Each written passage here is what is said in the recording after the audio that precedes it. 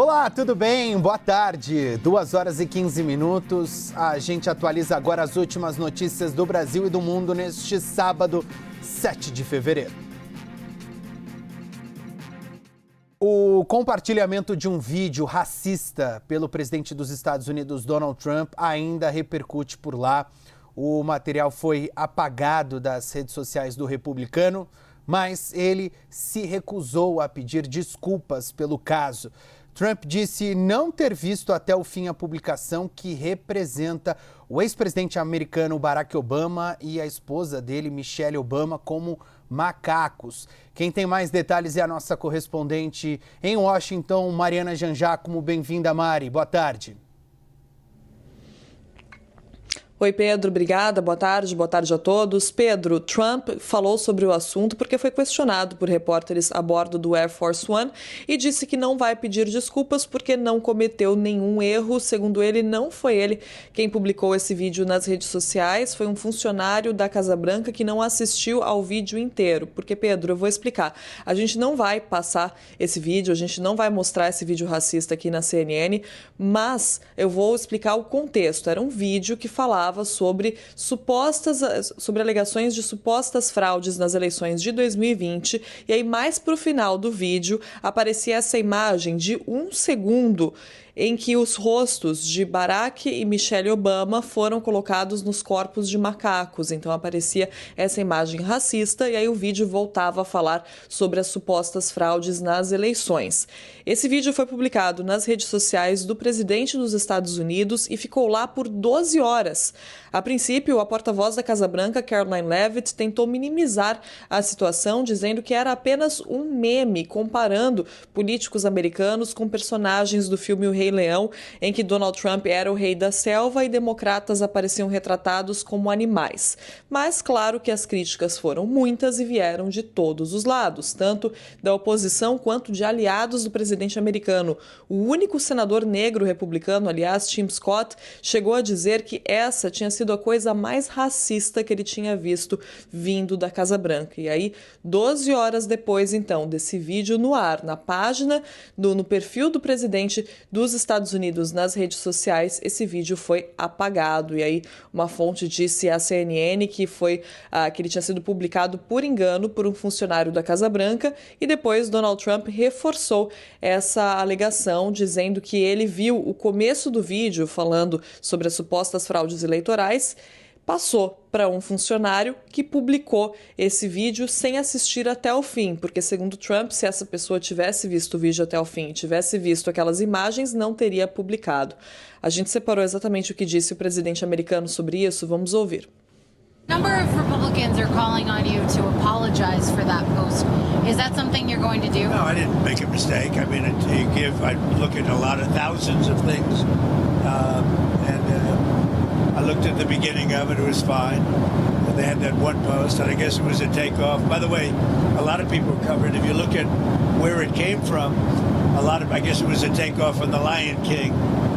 And certainly it was a very strong post in terms of voter fraud. Nobody knew that was at the end. If they would have looked, they would have seen it. And probably they would have had the sense to take it down. Inacreditável. Ainda nos Estados Unidos, o secretário de Defesa Pete Hegseth anunciou que o Pentágono vai romper laços com a Universidade de Harvard. A decisão marca a mais recente escalada do governo americano com a instituição. O departamento vai encerrar os programas de educação militar profissional, bolsas de estudo e certificação. No início da semana, o presidente Donald Trump disse que Harvard teria que pagar $1 bilhão para encerrar as investigações federais sobre as políticas da instituição. Desde o início do governo Trump, Washington reprimiu diversas universidades americanas, incluindo Harvard, por conta de questões como protestos pró-Palestina, condenando Israel, programas de diversidade e também iniciativas climáticas. Vamos falar agora dos assuntos aqui do Brasil. Depois que o ministro Flávio Dino, do Supremo Tribunal Federal, suspendeu o reajuste para servidores legislativos que os parlamentares tinham aprovado no começo da semana, o assunto voltou ao debate em Brasília. várias propostas que tratam sobre os chamados penduricalhos no funcionalismo público estão paradas no Congresso Nacional. Quem tem mais detalhes sobre este assunto e vai nos contar quais são as propostas que estão no cardápio do Congresso neste momento é a Luciana Amaral, ao vivo aqui de Brasília. Oi, Luciana, bem-vinda, boa tarde. Oi, Pedro, muito boa tarde a você e a todos que nos acompanham aqui na CNN. Realmente é um assunto que se arrasta há décadas até dentro do Congresso Nacional e agora voltou um pouco mais ao debate público depois dessa decisão do ministro do STF, Flávio Dino, ele que mandou revisar em todas as esferas, federal, estaduais, municipais, os chamados penduricalhos. São adicionais que acabam ultrapassando o teto constitucional, hoje de pouco mais de R$46 mil.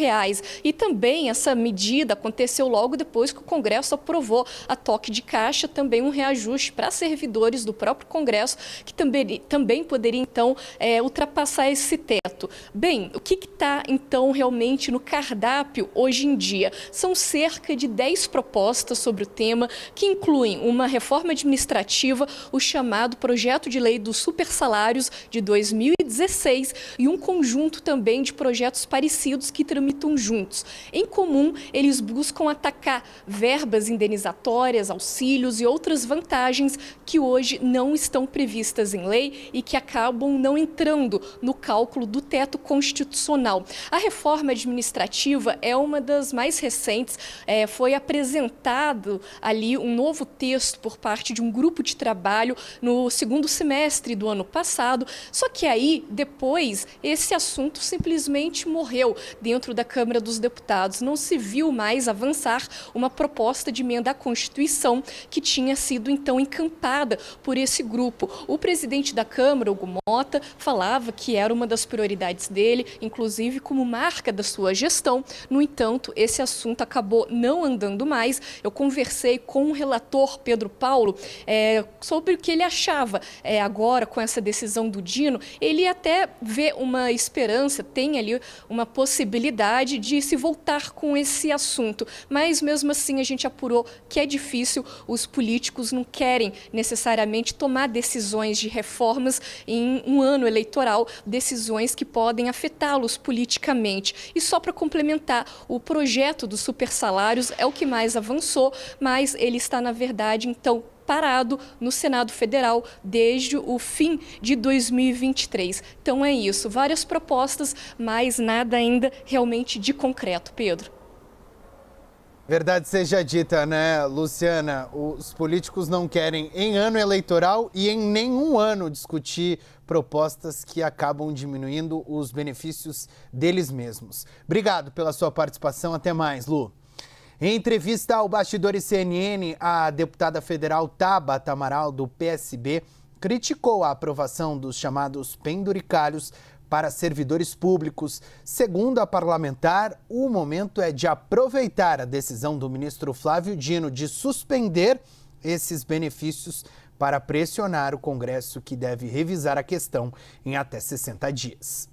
A gente precisa aproveitar esse movimento do STF com o ministro Flávio Dino para pressionar o Congresso Nacional. Foi criado ali uma coisa tão maluca, tão desconectada da realidade das pessoas, colocando que a cada 3 dias de trabalho, servidores da Câmara e do Senado terão, né, com isso aprovado, a um dia de folga. E se eles não quiserem tirar essa folga, eles podem receber isso em salário. Com isso, na totalidade, a gente está falando de servidores que vão receber R$77 mil por mês. É errado que isso seja criado para aumentar o salário desses servidores, contrariando a Constituição brasileira, que coloca um teto.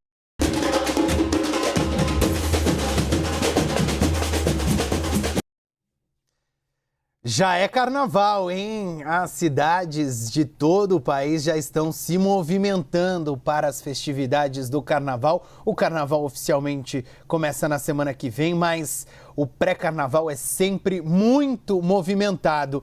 E na manhã de hoje, Ivete Sangalo arrastou uma multidão no Parque Ibirapuera em sua estreia no Carnaval de São Paulo. Segundo a Polícia Militar, 1.200.000 pessoas acompanharam o trio elétrico da cantora baiana.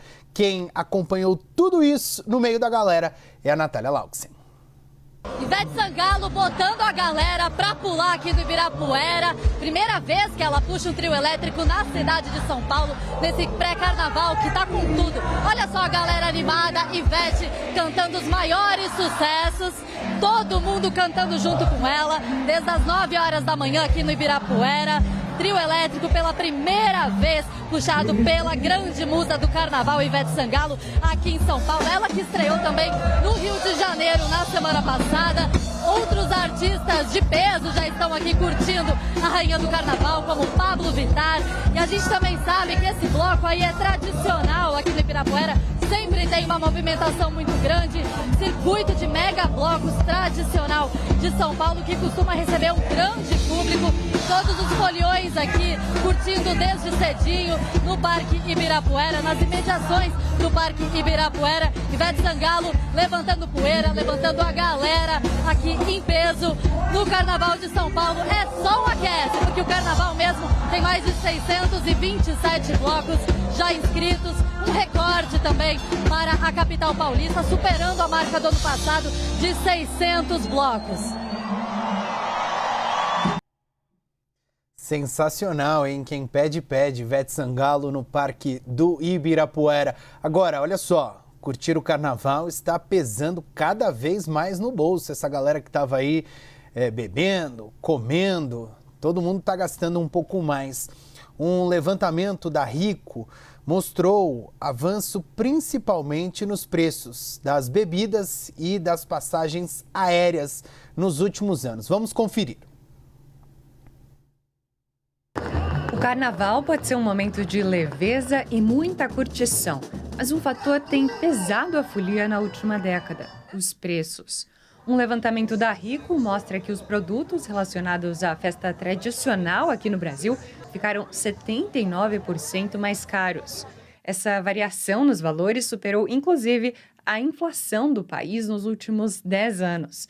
Durante o período, o IPCA registrou uma alta de 64,77%. O encarecimento da cesta carnavalesca foi puxado pela cerveja, que teve uma alta de quase 60% na última década. Itens ligados ao visual também ficaram mais caros. As bijuterias, por exemplo, acumularam inflação de 61% no período. Neste caso, o avanço é explicado principalmente pelo aumento do preço do ouro. O item contou com uma forte valorização ao longo dos últimos anos e pesou sobre o valor final das joias. Agora, olhando só para os últimos 12 meses, as bijuterias e a cerveja se destacam, com alta de 9,88% e 5,97%, respectivamente. Em seguida, aparece a passagem aérea, que ficou 7,86% mais cara. Ainda em transportes, destaque para o ônibus interestadual, com avanço de 4%.